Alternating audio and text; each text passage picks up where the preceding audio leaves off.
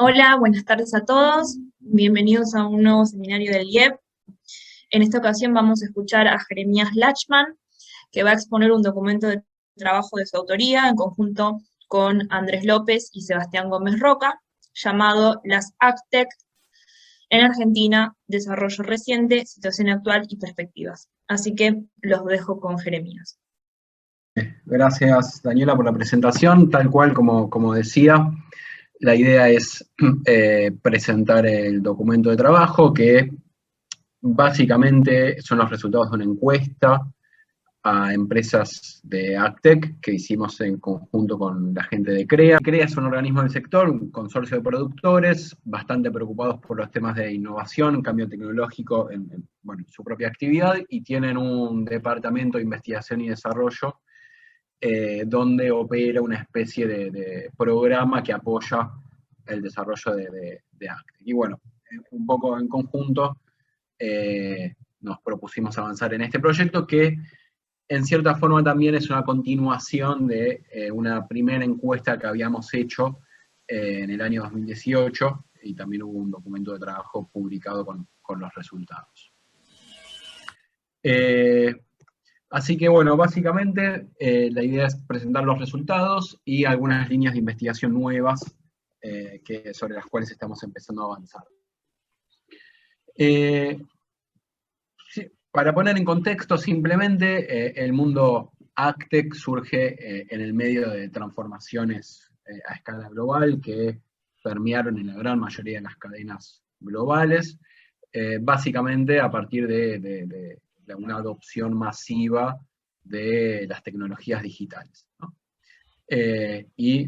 Bueno, también transformaciones que se fueron acelerando en el mundo de la producción y distribución de alimentos, ¿no? Con los desarrollos en biotecnología por un lado, y también con un peso más preponderante de lo que ocurre al final de la cadena en el sector de retail, de los alimentos, ¿no? Las cadenas de supermercado, típicamente grandes corporaciones globales que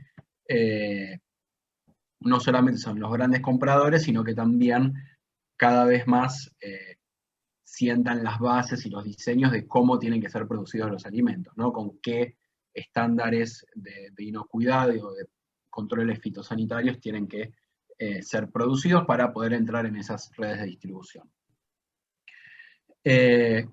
Y bueno, por otro lado también mayor crecimiento de la población a escala global, aumento de ingresos de países en vías de desarrollo, y bueno, eso pone de manifiesto una mayor necesidad de producir alimentos, y por otro lado la contracara de mayores exigencias ambientales, ¿no?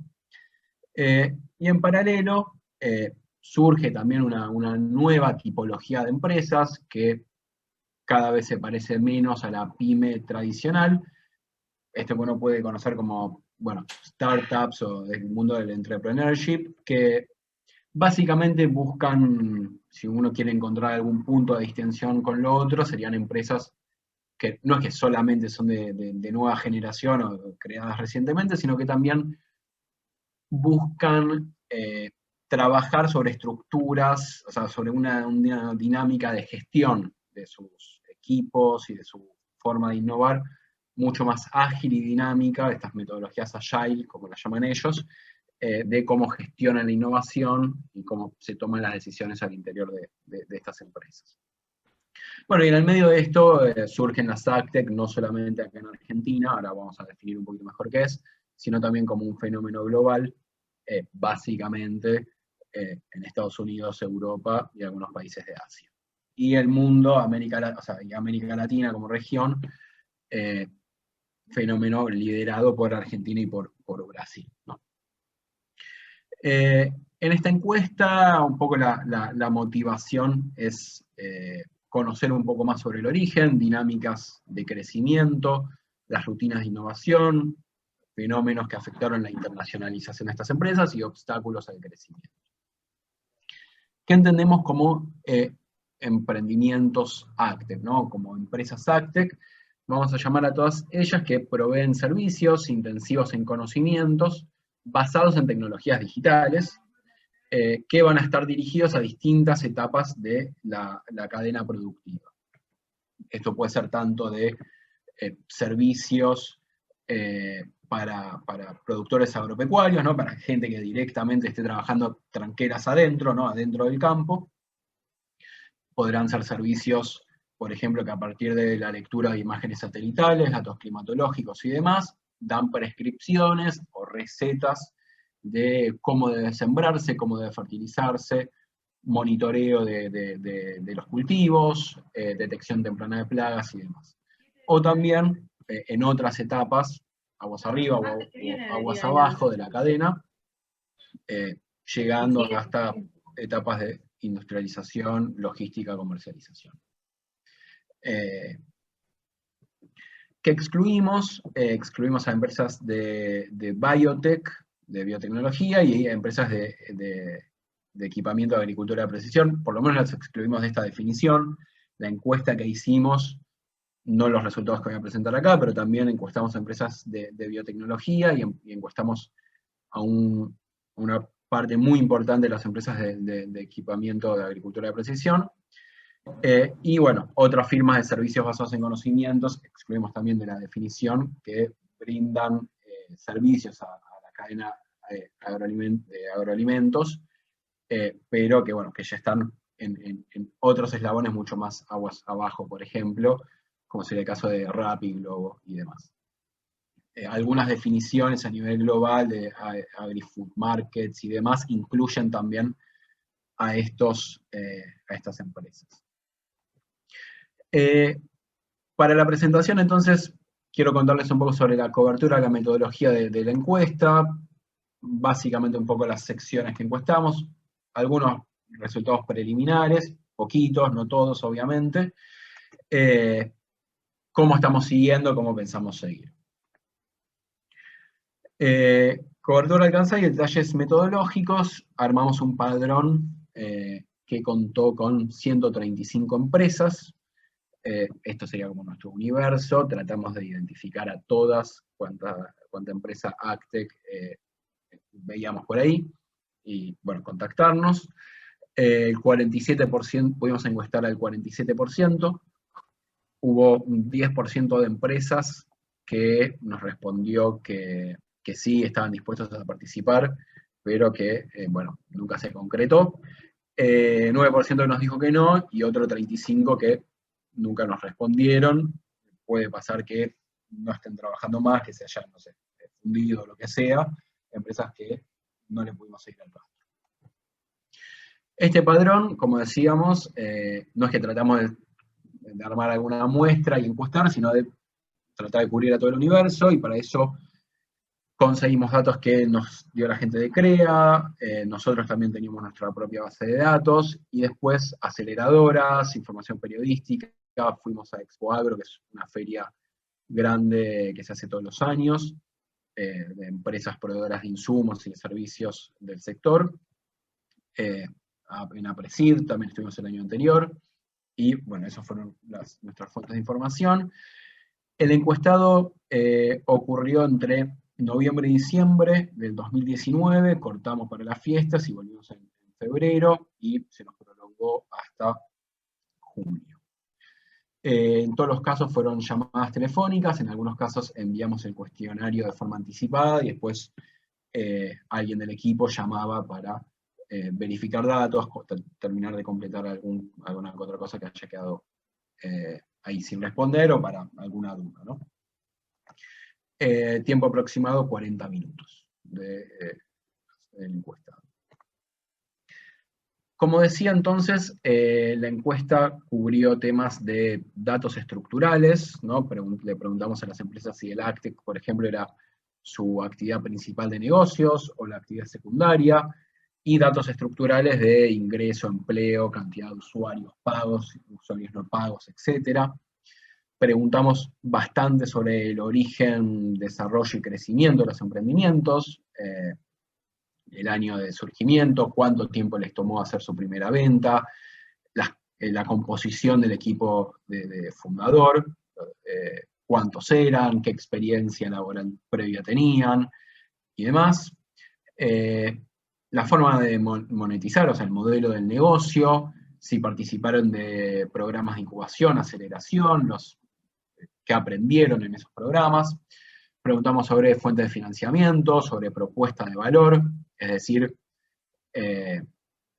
o sea, el product market fit, como lo dicen ellos, o sea, en qué medida el producto le genera algún valor al usuario y cuál sería, digamos, el segmento del mercado al cual estaría destinado.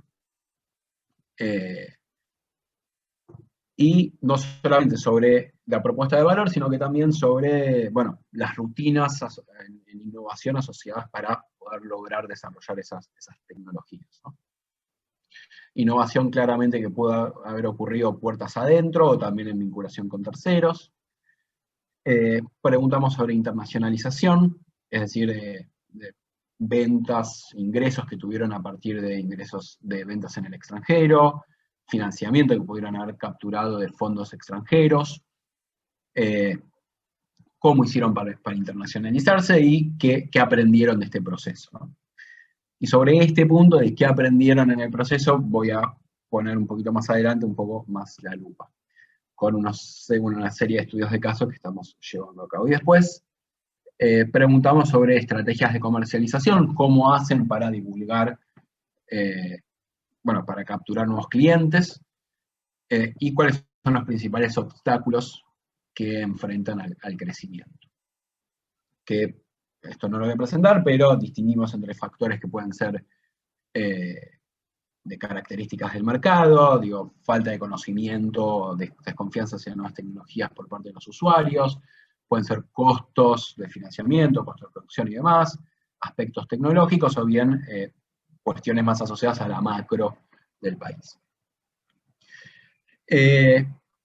La gran mayoría de las preguntas eran cerradas, salvo casos puntuales, o sea, todas fueron cerradas, menos algún otro caso puntual que eran preguntas opcionales, sobre temas sensibles, por ejemplo, ventas, o, no sé, preguntas medias hinchas para empezar de responder para los encuestados de, no sé, el porcentaje de profesionales, cantidad de usuarios y demás, sugeríamos que podían ser respuestas aproximadas.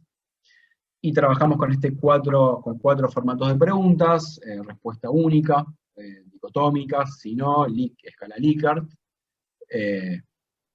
donde el encuestado puede decir qué tan importante le resulta algo, y rankings, ¿no? Primero, segundo, tercero. Paso a contar algunos de los resultados. Básicamente, de las 63 empresas que encuestamos, 59 nos dijo que tenían a los servicios Actec como su línea principal de negocio. Esto entendemos que puede ser alguno de los sesgos en los resultados, porque en el padrón había más empresas que nosotros teníamos identificadas que tenían Actec como línea secundaria, algunas que son proveedoras de insumos o empresas de maquinaria agrícola y demás, que también tienen sus plataformas Actec y no nos pudimos contactar con ellos. Pero bueno, de nuestros resultados, la gran mayoría son empresas que tienen Actec como línea principal. Al momento de encuestarlas, el 86 tenía ingresos, lo que representó un crecimiento del 25% de firmas que tenían ingresos versus el año 2018. Y el ingreso promedio fue de $375.000 a cotización del año 2018-2019. Sí, bueno, año 2018. Y lo que vimos también era que, digo, a pesar de este ingreso promedio, vimos que hay una bastante disparidad, heterogeneidad en la distribución de estos ingresos, ¿no? Donde las 3 mayores empresas capturan el 47% de los ingresos y las 10 más grandes el 81%. O sea, básicamente hay 10 empresas que se están llevando la mayor torta de este mercado, ¿no? Y otras que están ahí pujando por sobrevivir o que, bueno, son de reciente formación y que todavía están en etapas incipientes, ¿no? De estas 59 empresas, el 86 dijo que tenía usuarios pagos y no pagos, el 80 que tenía usuarios, o sea, no ingresos necesariamente, pero también usuarios que regularmente, o sea, no alguna venta esporádica que pudo conseguir por ahí, sino usuarios que regularmente usan sus servicios de forma paga. Y el 41%, fíjense, el 80% tiene usuarios pagos, el 40%, la mitad, exportó en los últimos 3 años. Y en relación, acá, datos estructurales, ¿no? El 41% de los ingresos que tienen estas empresas lo destinan a actividades de I+D, ¿no? Dato que sobresale versus el 1.4% que surge de la ENDEI del 2018. El 80% de las firmas nos dijo que tenía ingresos mayores a costos operativos, es decir, que si sacaban de lado todas sus inversiones en I+D, sus gastos en I+D, podían pagar el resto de las cuentas.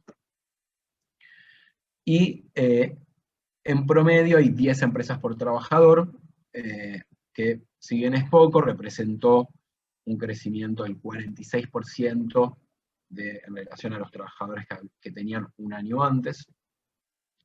Y a su vez, un porcentaje importantísimo de estos trabajadores está altamente calificado, el 80% profesionales, 17% con algún tipo de posgrado. 50% de las empresas empezó luego del 2015, el 43% operan desde Ciudad de Buenos Aires, aunque esto no lo tenemos bien mapeado, pero muchas, por más de estar acá en Capital, tienen gente que trabaja en la empresa ubicada en otras provincias más cercana a los usuarios, ¿no? Como decíamos, bueno, el 50% de las empresas tienen menos de 5 años en el mercado, y de todos modos, fíjense que en promedio les tardó un año formalizarse, o sea, desde que empezaron a pelotear las ideas hasta transformarse en una empresa. El 20% tardó 2 o más años, y una vez formalizado, tardaron en promedio 11 meses en realizar su primera operación comercial. 97% de las empresas es de origen nacional.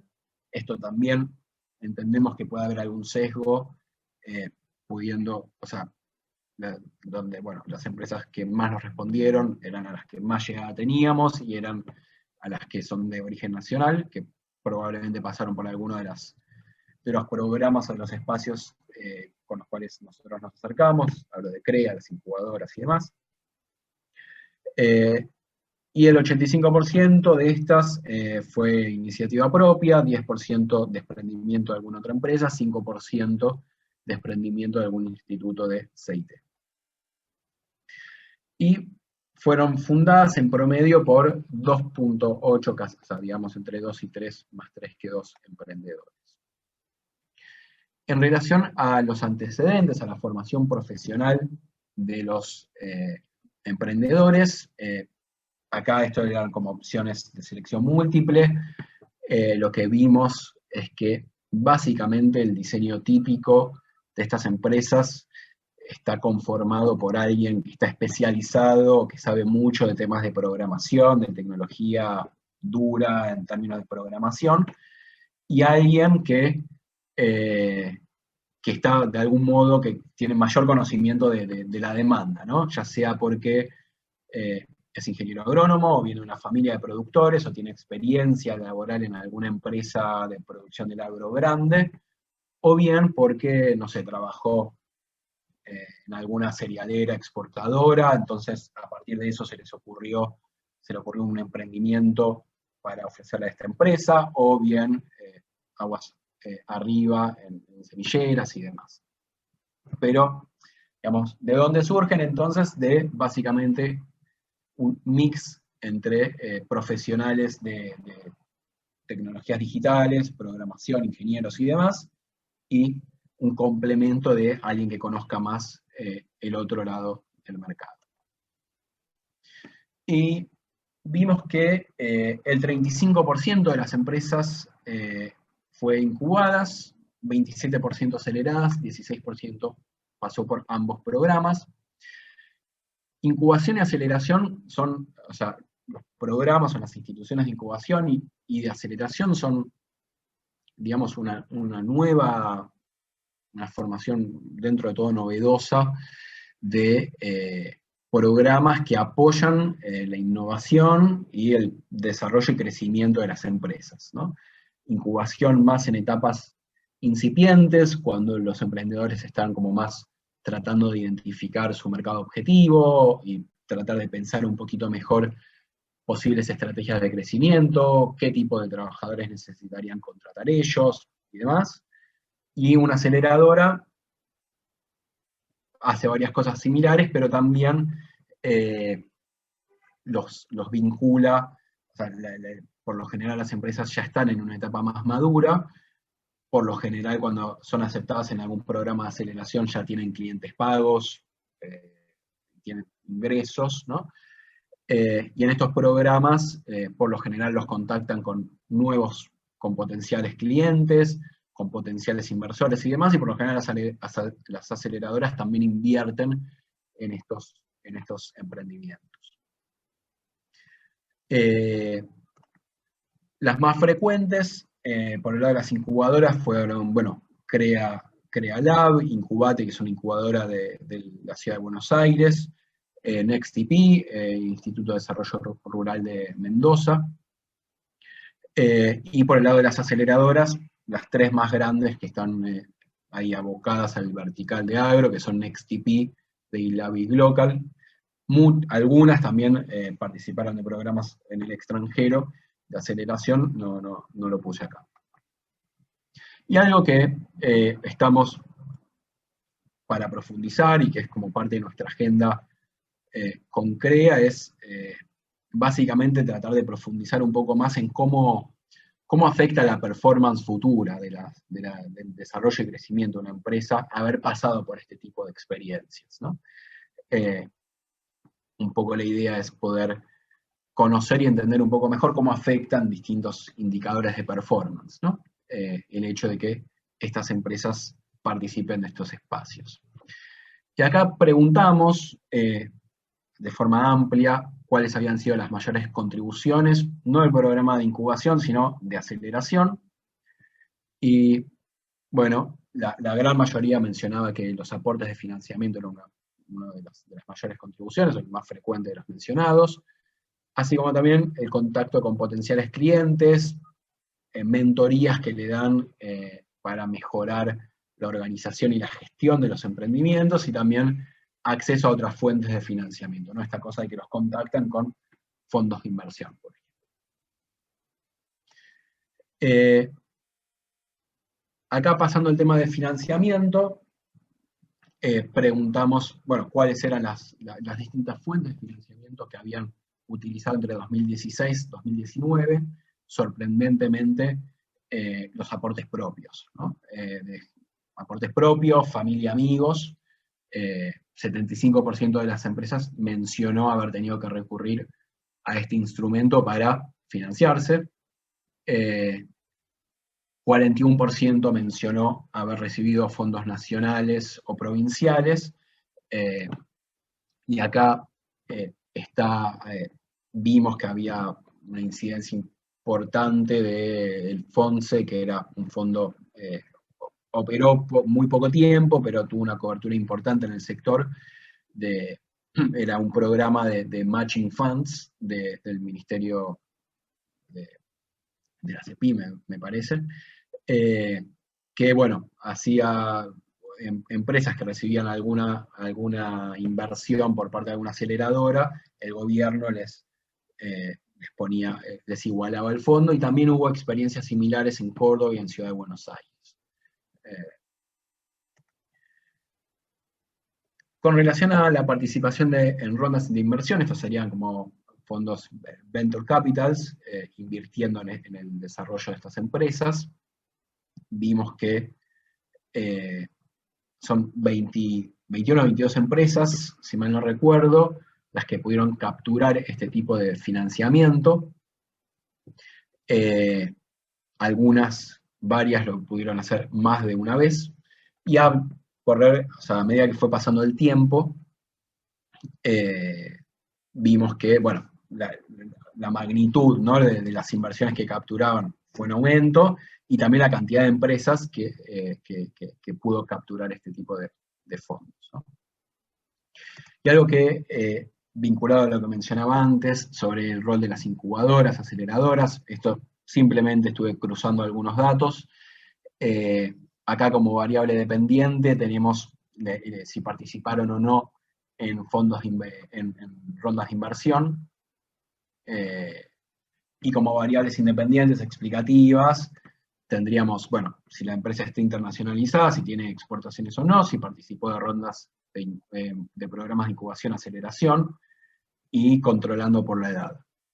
Claramente le falta un montón de estructura a estos, como cuerpo al modelo, no hay estructura temporal tampoco, entonces jamás podríamos inferir causalidad de esto, pero vemos que hay alguna relación significativa entre empresas que capturan financiamiento de estos tipos de fondos y aquellas que están internacionalizadas y que también participaron de programas de incubación y aceleración. Pero simplemente como una relación significativa no podemos inferir causalidad ni alguna dirección del efecto, ¿no?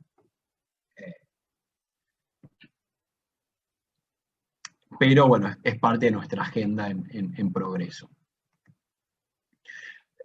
Voy a pasar más rápido esta parte de innovación y demás, para focalizarnos un poquito más en la parte de internacionalización y no tomar tanto tiempo.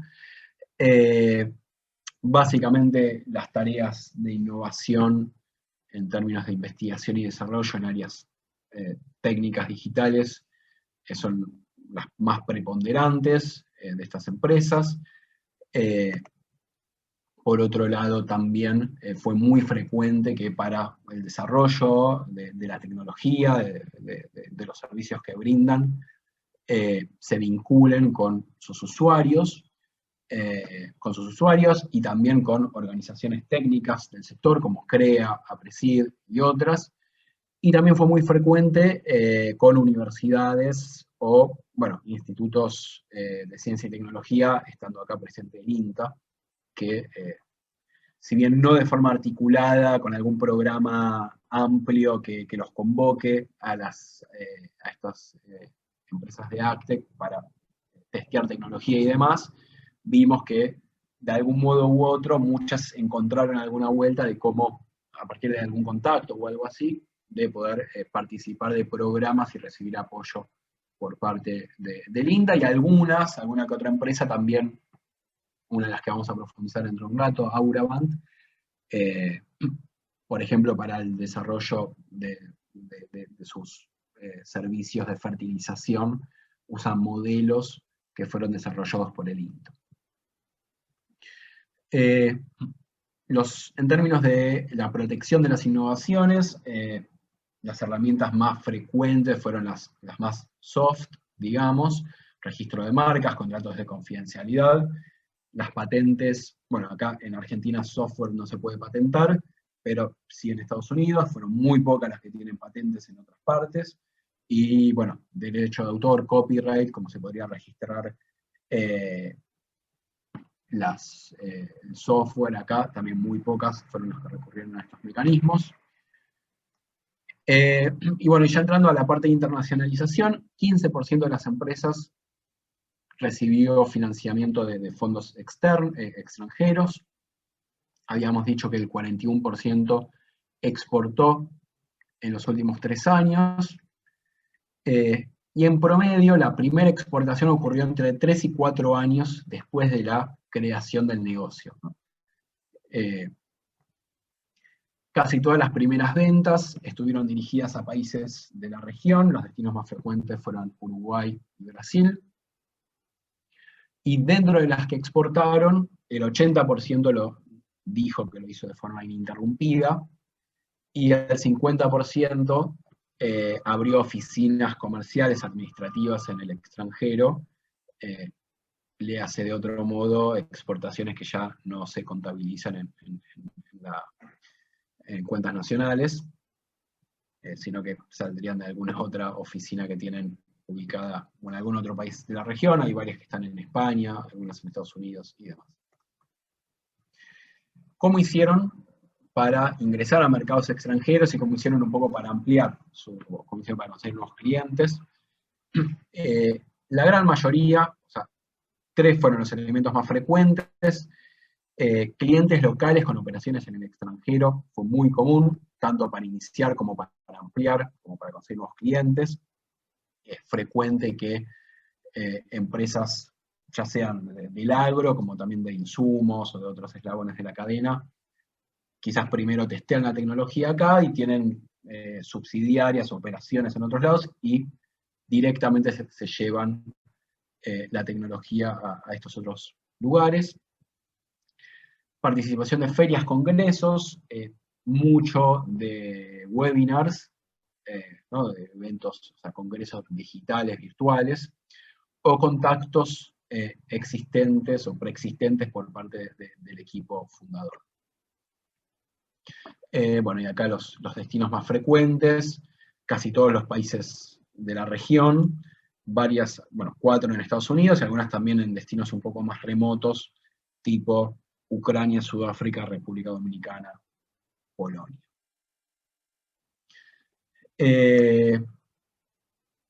Preguntamos también sobre los logros o los resultados que obtuvieron a partir de las operaciones en mercados extranjeros. Sabemos que la adopción de estas tecnologías en Argentina todavía es bastante acotada. Es un porcentaje muy poco de los productores que emplean estas tecnologías, y un poco, la verdad, nos esperábamos que nos dijeran que, bueno, las exportaciones iban a ser una parte importante de sus ingresos, ¿no? Y fíjense que quedó bastante relegado frente a otras opciones, ¿no? Parecería indicarnos esto que más que encontrarse con grandes ingresos, o más, no solamente eso, sino que a partir de estas operaciones en el extranjero, las empresas pudieron vincularse con otros actores relevantes, desarrollar nuevas funcionalidades, mejorar su imagen ante clientes locales y demás.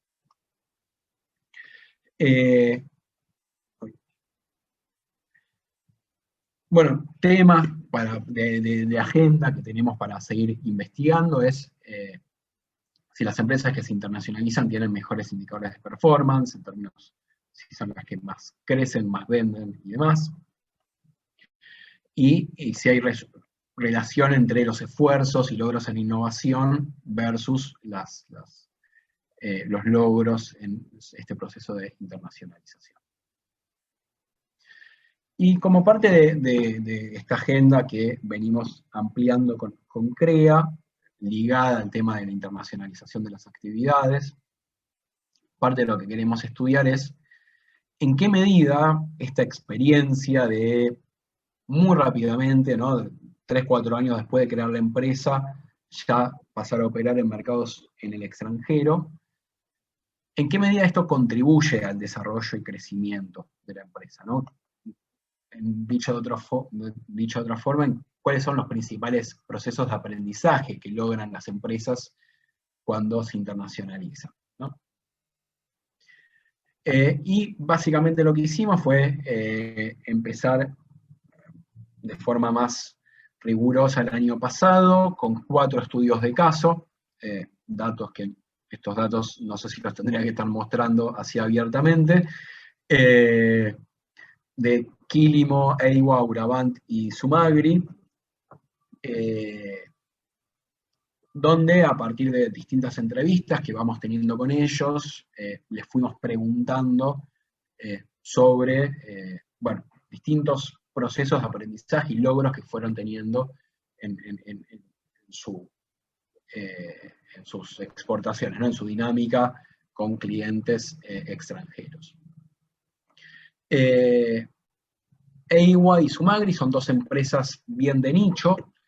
Eiwa da servicios a empresas semilleras, básicamente empresas que hacen experimentación a campo, digo, desarrollan nuevas variedades genéticas y quieren hacer pruebas a campo, entonces gran parte de los indicadores que tienen que ir viendo en este proceso de crecimiento de una nueva variedad a campo. Antes las hacían técnicos de las empresas y ahora se hacen a través de imágenes satelitales y de drones, y indicadores de performance que fue construyendo los técnicos de EIWA. Sumagri, por otro lado, en el otro eslabón de la cadena, a partir de lectura de imágenes y de inteligencia artificial, redes neuronales, construyó, tiene unos escáneres y en esos escáneres evalúan detectan variedades de cebada que se usan para la producción de cerveza. Empezaron trabajando con Quilmes acá en Argentina y con Nidera, y al año de haberse creado la empresa y haber desarrollado muy rápido la tecnología, se pudieron expandir rapidísimo hacia un montón de otros países. Pero, de todos modos, ahora les voy a contar sobre Quilimo y Auravant. Empresa Quilimo creada en 2015, con unos ingresos de $700.000 en la actualidad, 50% son de exportaciones, y tienen previsto para este año cerrar con 85% de ingresos provenientes de las Expo. Y Auravant con $250.000 de ingreso, 45% de sus ingresos provenientes de las exportaciones. Quilimo es una empresa que brinda servicios a partir de la lectura de imágenes satelitales y datos climatológicos, que desarrollaron algoritmos a partir de técnicas de Big Data, inteligencia artificial, para dar prescripciones de riego. La idea original era dar servicios a cultivo de maíz y trigo, acá en Argentina. Tenían la idea de ser globales, empezaron pensando en estos cultivos. Dicen que a partir de su tecnología se puede ahorrar un 30% de uso del agua, y un poco el sistema lo que hace es desarrollar un balance hídrico de cada lote, y da recomendaciones de riego que pueden estar sujetas a distintas estrategias que puedan tener los productores, por ejemplo, de maximizar la producción o de minimizar el uso del agua y demás, tomando también distintas variables de mercado, precios y demás. Tienen 150 clientes, cubren 80.000 hectáreas, cada vez más, no recuerdo acá el porcentaje, cada vez más, vienen creciendo mucho más ahora en cultivos intensivos que extensivos. Solamente al principio eran de maíz y trigo. Y se internacionalizaron.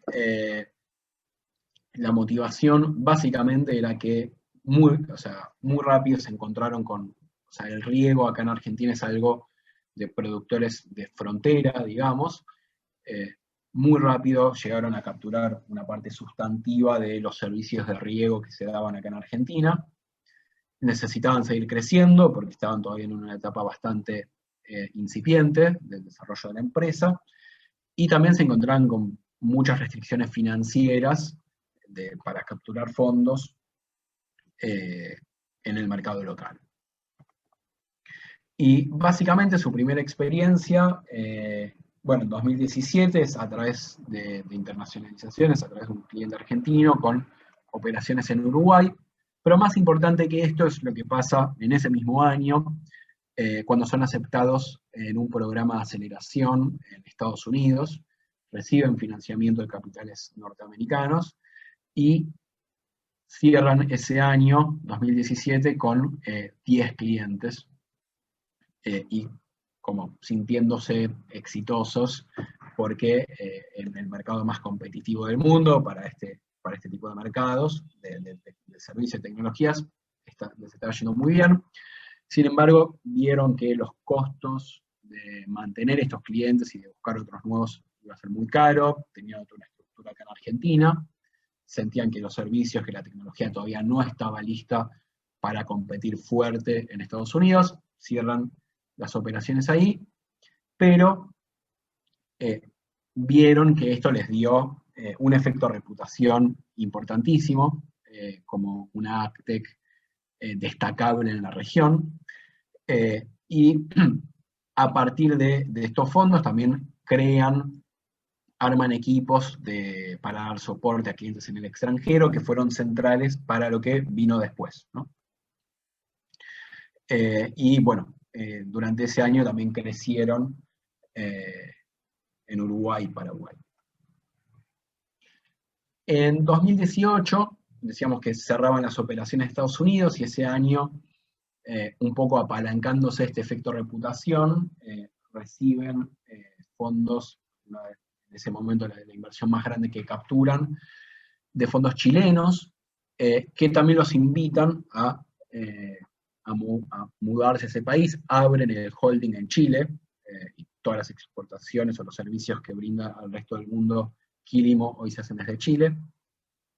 Contratan un country manager y 3 agrónomos para operar en ese país, y básicamente el mayor logro, el aprendizaje que ven ahí es una oportunidad comercial hasta ese momento no identificada, que fue adaptar esta tecnología a no cultivos extensivos, sino intensivos. En particular en Chile adaptaron la tecnología para vid, arándanos, kiwis, ciruelas, nueces, entre otros. Y esta identificación de oportunidades comerciales que se da en Chile después sentó las bases para el crecimiento posterior de la empresa. Llevan en el 2019 estas tecnologías estos servicios para productores acá en Argentina y también para otros países de la región.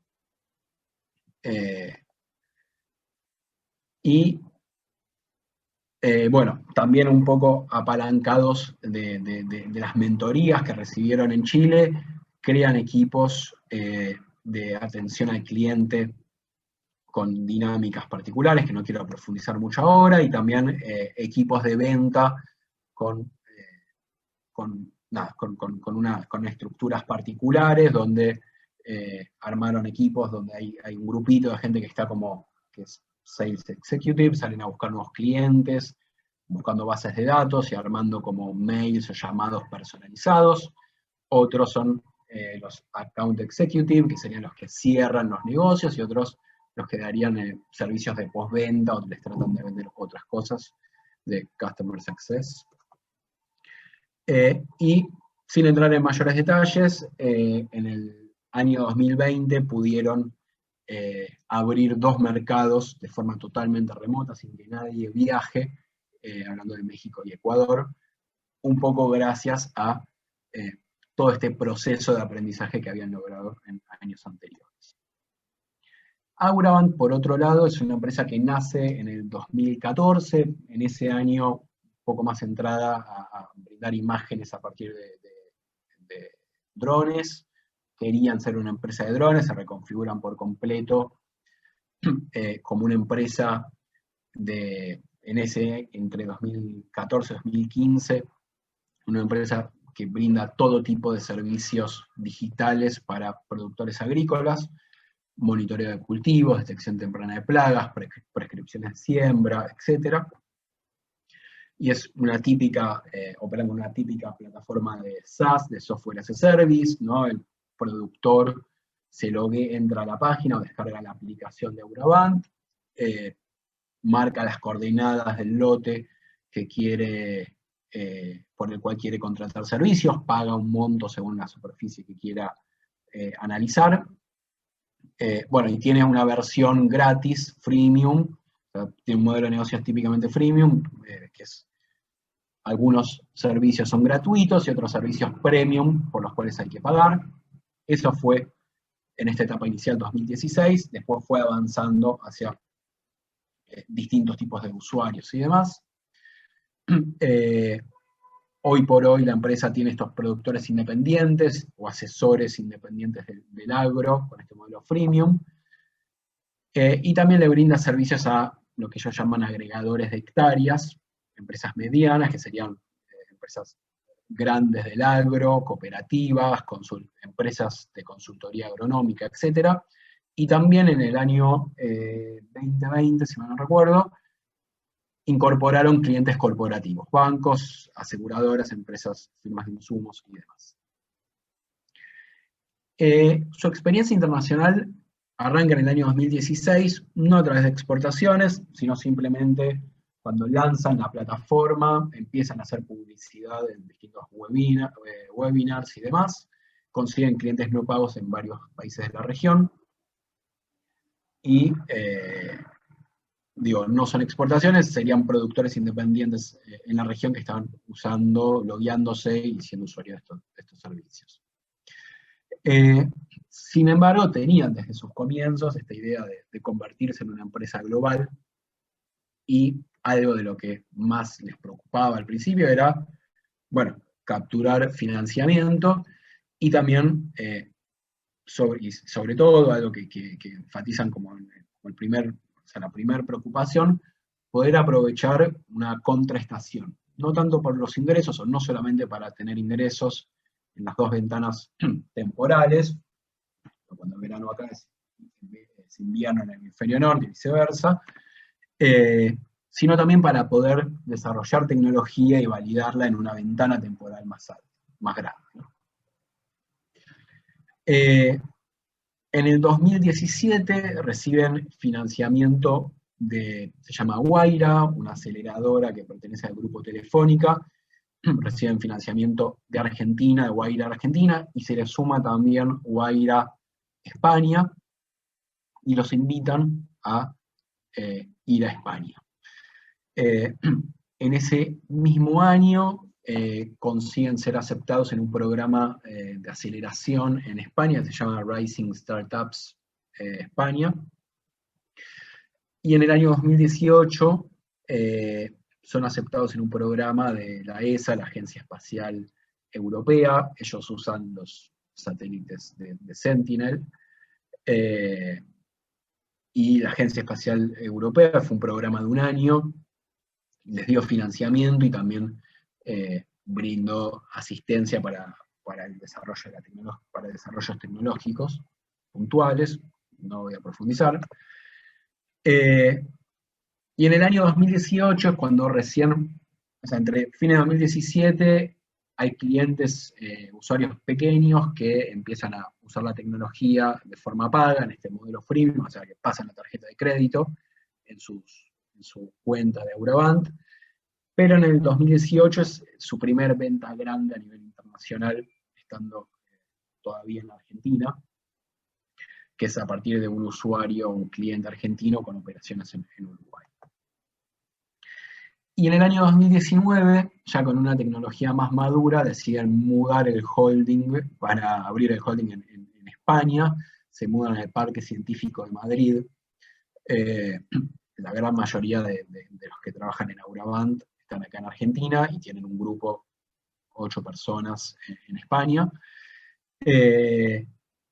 logrando acá nuevas vinculaciones para desarrollar tecnología con otras empresas que están en el parque. Y también Leandro, el CEO, nos contaba que no solamente lograron aprender temas puntuales, que no voy a profundizar acá sobre, o vinculaciones puntuales para el desarrollo de tecnología, sino también poder pertenecer a un ecosistema mucho más desarrollado de startups, también les dio un montón de enseñanzas, digamos, o de aprendizajes en temas más soft que pueden estar asociados a la gestión productiva del emprendimiento. Entonces, el ingreso al mercado europeo supuso el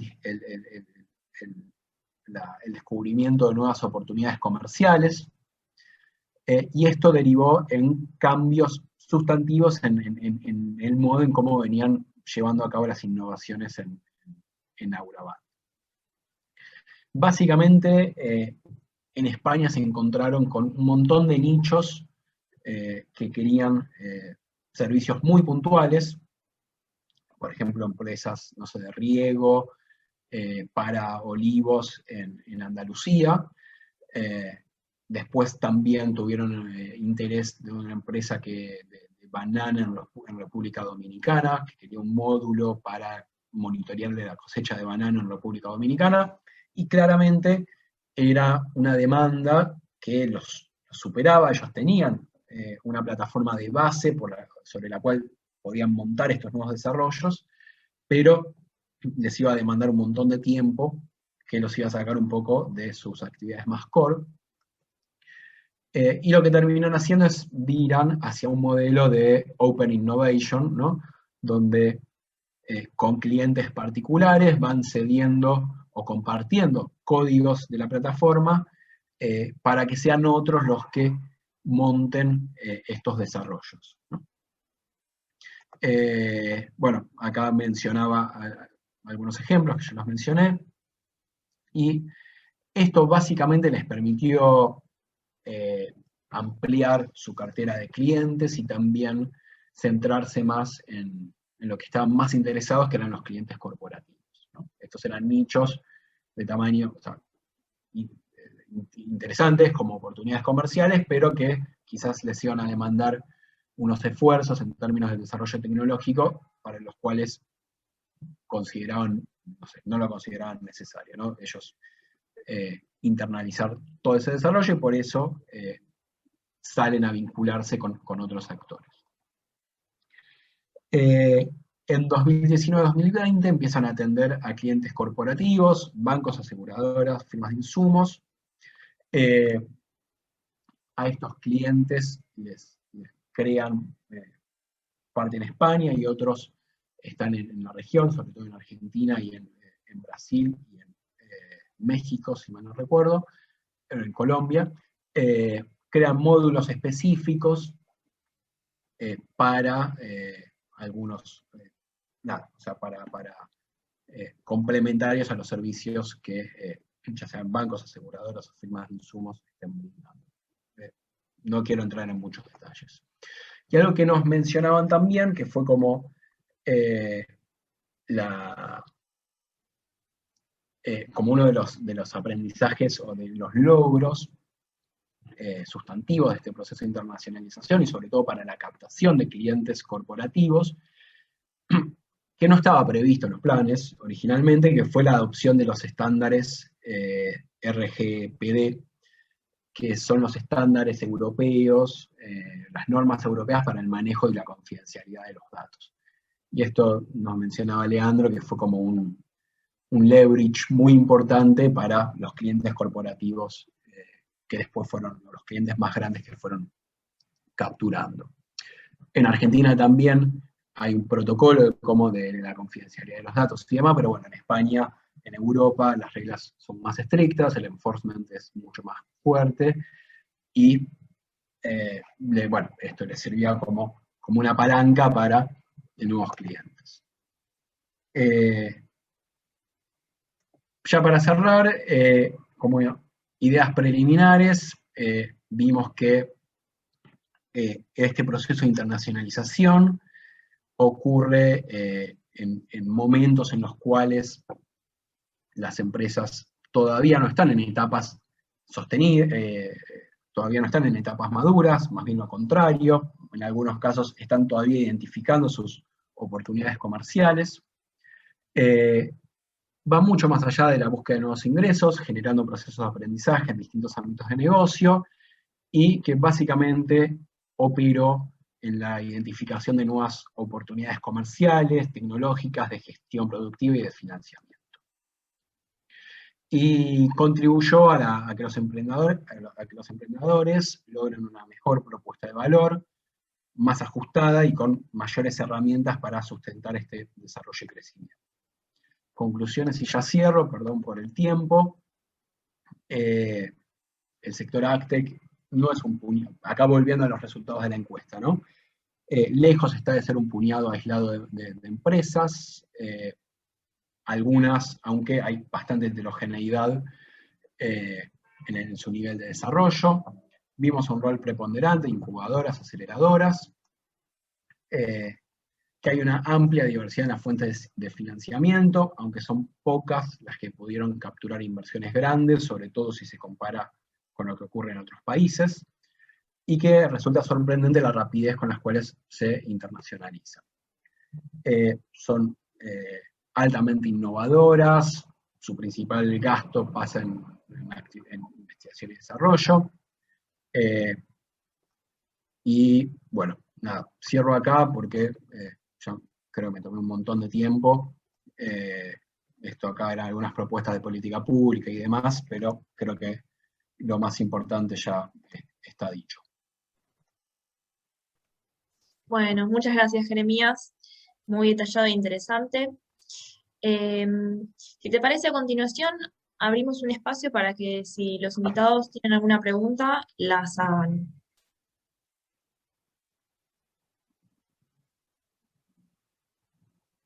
Unos minutitos y Sí. si no, tardamos.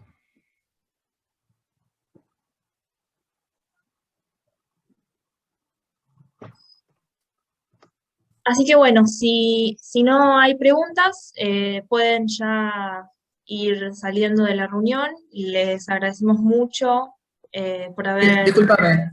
No, Sí. si queda tiempo, las recomendaciones de política, me gustaría que comentaras algo que mencionaste. Bueno, sí, básicamente vimos que no hay hubo políticas que se descontinuaron, ¿no?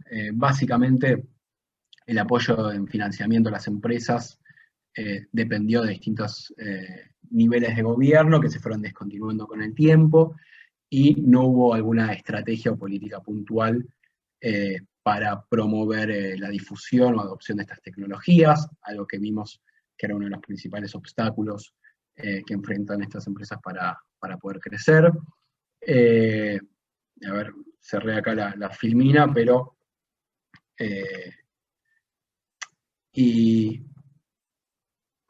programas que puedan contribuir o facilitar a que estas empresas se participen de rondas de programas de incubación o aceleración, podría ser otra vía que contribuya al desarrollo y crecimiento de estas empresas. Excelente. Jeremías, acá Mariana pregunta si van a hacer más estudios de caso. Sí, los estudios de caso toman bastante tiempo, porque son varias entrevistas que uno va teniendo con los emprendedores a lo largo del tiempo, distintos miembros del equipo y demás. Sí, la idea, no sé si es sumar a muchísimas empresas muy diversas, sino hacerlo también a lo largo del tiempo, ¿no? Pero sí, puede estar en los planes sumar otras nuevas. Bueno, buenísimo. Bueno, no sé, ¿alguien tiene alguna pregunta más? ¿Comentario? Yo tengo una pregunta. Dale, Tomás. ¿Están planeando hacer algún estudio econométrico para intentar establecer alguna relación causal entre la participación en los planes de incubación y aceleración en la internacionalización? ¿O no? Sí, o sea, el tema con la econometría nos encantaría, la verdad.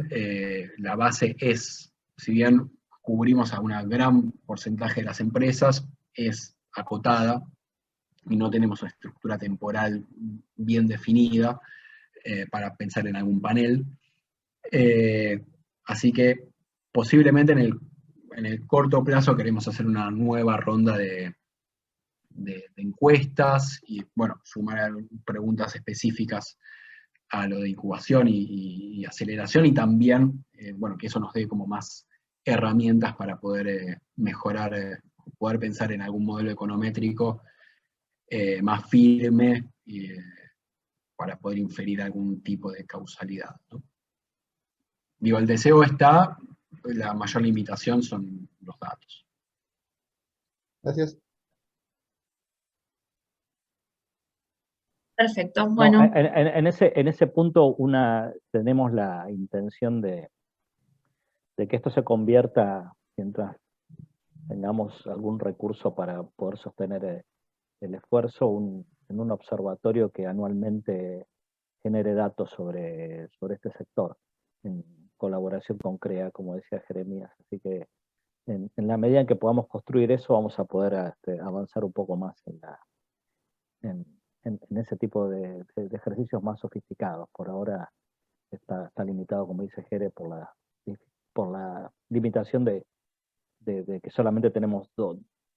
Esta es la segunda encuesta que hacemos y ni siquiera la primera hicimos, la segunda ampliamos el scope de preguntas, en fin. Tenemos que consolidar un panel un poco más largo y quizás en algunos años podamos empezar a entender un poco más algunas cosas. excelente. Bueno, si no hay ninguna otra pregunta, ya podemos dar por concluida la reunión. Les agradezco mucho por haber participado y nuevamente Jeremías por la exposición. Así que nos vemos Gracias. Gente, próximo. muy bueno. Gracias.